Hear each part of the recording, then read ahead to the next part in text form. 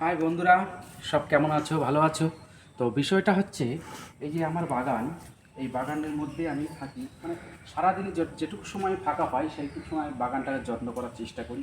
তো বিষয়টা হচ্ছে বন্ধুরা, যেটা বলতে চাচ্ছি, বর্তমানে বেঁচে থাকতে গেলে খুব সৎ এবং সততার সঙ্গে বাঁচতে হবে।